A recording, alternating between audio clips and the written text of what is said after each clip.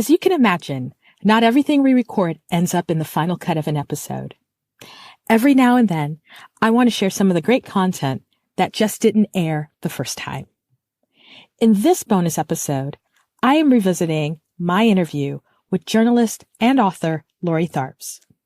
Lori, who lives in Spain with her family, discusses how the art of storytelling changes depending on the medium being used. We also discuss her two podcasts, My American Melting Pot, which focuses on race in real life, and My Bloody Hell, which focuses on the journey of menopause.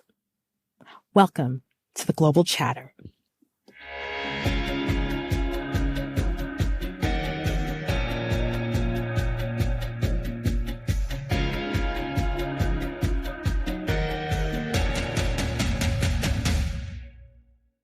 Okay, I will fully admit, for me, it's very weird to call you a content creator because I see you as a traditional communicator with your writing background, journalism degree, journalism experience, academia.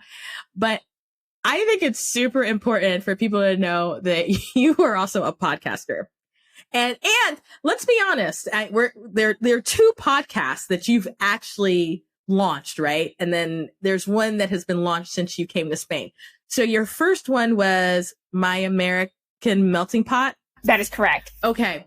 For people who don't know, and I have kind of perused it and looked at it myself. What was that podcast? What was your mission with that one? Yeah, so My American Melting Pot, the podcast was an extension of my blog of the same name. And I always say that I write, that everything I write is meets at the intersection of race and real life. Mm-hmm. And so My American Melting Pot, the podcast, really was just that. It was looking at popular culture, everyday things, and looking at how they are impacted by race. So I did an episode on fried chicken and how people think fried chicken is a black food when in fact fried chicken is, it's a food that's seriously enjoyed literally all over the world. So I looked at fried chicken in South Korea, fried chicken in Guatemala, and fried chicken in the, Black American culture. I can smell this episode. You said fried chicken. I was like, I could go for some Thai fried chicken. I love some Korean fried chicken. In Spain, I just found the place with the best Korean fried chicken. Did you really? Oh my God, my life is now complete here. I'm fine. Never going back. And I bet they're killing it with the spices too, because they're Korean, and then the spices that are available in Spain, that's actually... I can smell this podcast. So good. I learned so much about fried chicken in South Korea doing that episode. So wow. I did an episode on K-pop. I did it and why black teenagers, Black and Latino teenagers love K-pop. It's just, these are the things where I think that we are going to change the world, not by policies made by white men in suits, but because we recognize that there is this racial component, there's this cultural component to everything we do, from how we buy our shampoo to how we eat our fried chicken. Yeah. And so that's what the My American Melting Pot podcast is. And it's on a hiatus. I haven't updated it for a year, but I am actually about to relaunch it in April. So we're going to continue to looking at again, how race impacts everyday life experiences. Let me ask you this. As someone who obviously has made a career as a journalist, how is, and we'll get to the second podcast in a moment, but how is podcasting different and the same for you? Is it a different energy or just it's similar? I'm very curious as someone who's made the jump into more, audio media, whatever. How is it different? That's such a great question. And I'll tell you that I didn't understand. And I thought, I'll just do what I do with a microphone in front of my face. And in fact, it's, I do think that being able to write is very important for the type of storytelling I'm trying to do. Yeah. In the sense that, you have to write scripts, you have to do research. You can't come to the table just winging it. You do have to research your guests. And depending on what for me, the fried chicken episode, I do enjoy fried chicken, but I don't know anything about it as a cultural phenomenon in Guatemala, so I had to find the expert to talk to. I had to do the research, read about it. I had to go taste some fried chicken in Guatemala, that kind of research too. Yeah. But the amount of time the production level that's required to make a podcast is the part that I didn't contemplate. And that is much harder than being my typewriter, my notepad. That's kind of all I need to be a writer. Yeah. So I have a editor, who puts the whole thing together for me. So it's definitely more of a team. I mean, it can be solo, but it feels much more of a team sport than traditional print journalism, if you will. Yeah. But I like it though, because it is also more, I definitely feel like you're reaching a different audience and you're hearing literally my voice more than just if you read my words on the page. Yeah, no, I mean, I just wanted to be like, speak on it. I don't think people know how much work these shows and the better the show, the more amount of work, right? And the amount of research. And I, obviously with my show, I have guests on.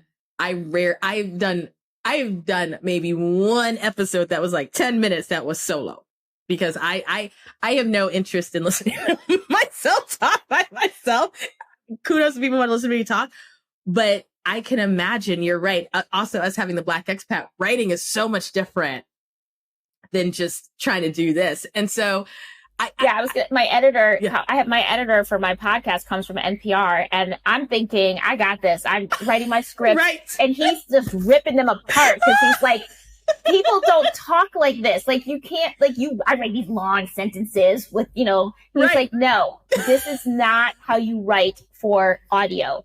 And so it was a real learning curve. And I'm so glad that I did get an editor who could gently mention that this is not good. Like, you got to do this over again. You've got to write this differently. You've got to speak this differently. That's, it took us like in the first season, I think, we would do retakes like 800 times before I could just get welcome to my American Melting Pot. I think podcast editors are the unsung heroes of these podcasts, because you hear the voice, but if someone is not doing their own editing and the managing or whatever, the podcast editors, producers, managers, whatever falls into what they're doing. If you hear, this is why I try to shout out Stephanie Fugio, who's going to hear this because she's going to edit it. I try to shout out stuff as much as I can, because sure, you hear a show and it sounds professional, but it's having folks like that say to you, hey, this would make it better, or you may want to consider. And also you being as the host willing to accept that because it's your baby, but you want your baby to be healthy and functional, not sickly and falling apart, which is a bad analogy for this podcast. So I'm curious, because that fried chicken episode stuck in my mind. Of all the episodes you've done thus far, which is your favorite? I did a 2-part piece on Black Spain, the history of Spain, Spain's hidden Black history, and then also what's it like to be a Black person in Spain today.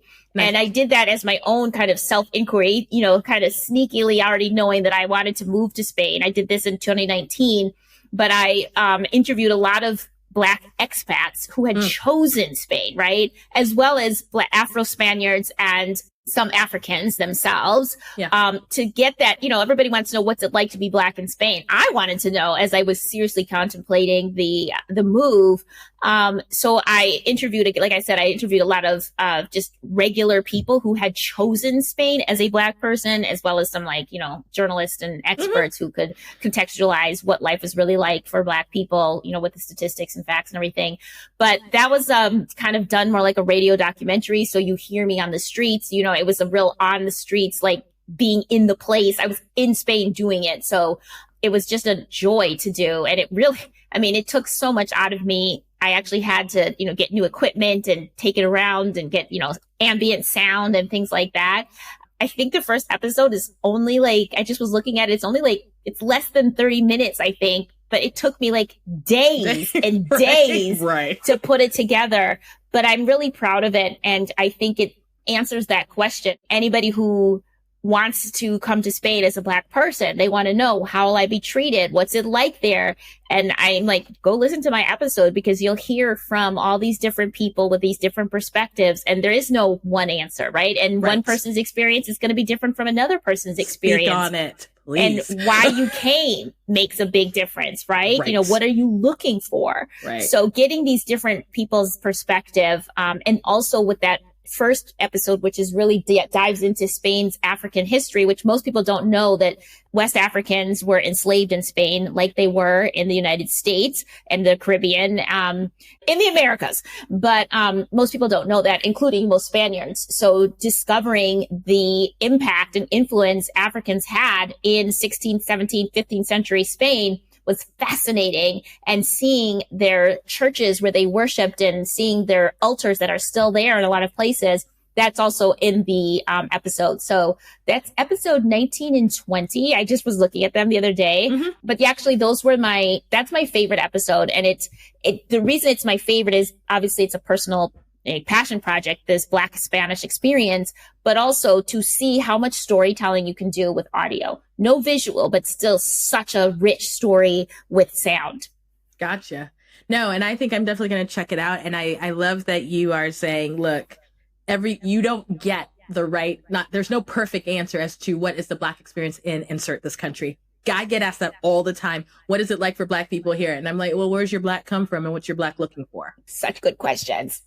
Because once again, passport, experience, language ability, money, class, religion, just all of that, gender identity, all of that can just completely shift an experience, right?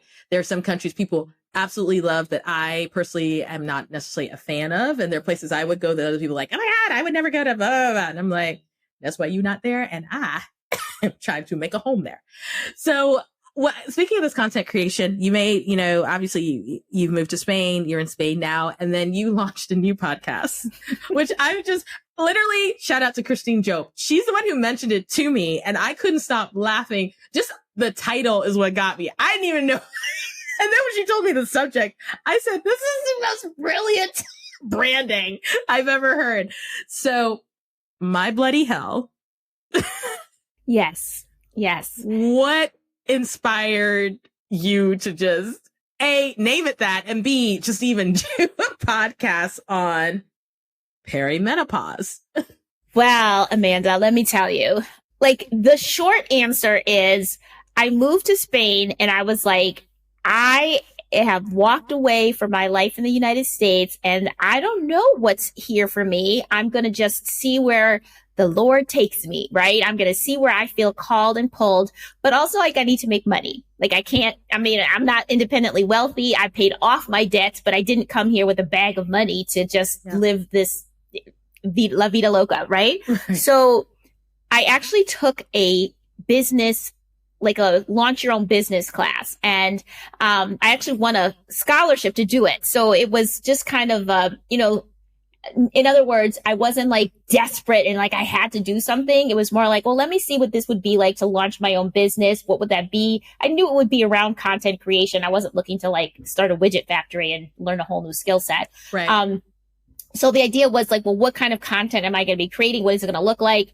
And I had come up with so many different ideas. And then one day I just casually posted a article on Facebook about menopause and how the hidden cost of women suffering through their perimenopause symptoms was just so unacknowledged, and it was costing businesses lots of money. Women were suffering in silence. I thought it was interesting. I post a lot of things on Facebook that I think are interesting. I got so many responses, and they weren't just likes. They were people pouring their heart out, women from all walks of life, pouring their heart out about their perimenopause experiences. I was to the point where I was like, you do know this is Facebook, right? This is public. Anybody can read this, and you are telling me how many tampons you went through. Right. And we don't even know each other that well. Who are you again? Right. But that showed me. So the thing in this business class was, if you can solve a problem, that's where you start a business. And all of the other business ideas were more about my secret passions. They weren't I wasn't solving anybody's problems. I know I'll start a business there. I get to plant flowers, that's not going to solve anybody's problems. So as I dug into it, I just looked at statistics and saw how little resources there were for women to get support and answers around perimenopause. And the fact that there's an unending supply of women entering perimenopause every single day, I was like, well, boom, right there. And I am of that age. I myself am in perimenopause. I had a very scary health scare right before moving here to Spain, where my doctor thought I might have multiple sclerosis. Turned out it was just menopause, not perimenopause. It was hormonal. There are so many things that change in a woman's body due to perimenopause. And there's so little chatter about it, so little conversations publicly about it. I was like, let me do what I do best, talk and find answers and create community around this conversation, this topic that is not being talked about enough. And again, coming from my background where I'm always looking at race in real life, I'm obviously going to be paying a special attention to, you know, what does perimenopause look for women based on their racial, ethnic backgrounds? Because guess what? It matters. It's different. So I, with the force of the new expat, really excited about starting her new life, I created this podcast and the blog, My Bloody Hell, and just to really kind of bring this conversation out in the open. And my idea was to give women the opportunity to simply share their stories. Nobody's not as an expert, but just to share their stories so that other women didn't feel like they were suffering alone. And I think because perimenopause is so bizarre, because no one woman's perimenopause looks like another woman's perimenopause. Yeah. The more stories you hear, the less crazy you feel, because one morning you wake up and you're, you know, drenched in sweat, or one morning you wake up and you've got acne like you did when you were 13. You just don't understand what's happening. So if you can hear stories of other women, then you realize, oh, I'm not crazy. Oh, I'm not dying. This is hormonal. So that's what it was. And I thought the name My Bloody Hell actually came to me in the shower. I don't even remember exactly, but I was like, that would be great for perimenopause, because I don't mean to be gross for your audience, but, you know, crime scene periods are something that are very real, but also just the frustration of what this time period is like for women. I just thought it was the perfect title. You've just listened to an episode of The Global Chatter, which is hosted by me, Amanda Bates. It is edited by Stephanie Ficcio. Don't forget to subscribe to The Global Chatter on your favorite podcast platform. You can also follow us on Instagram at The Global Chatter, or stop by Twitter and find us at Global Chat Pod. If you have a question, want to subscribe to the newsletter, or are interested in sponsoring, visit theglobalchatter.com.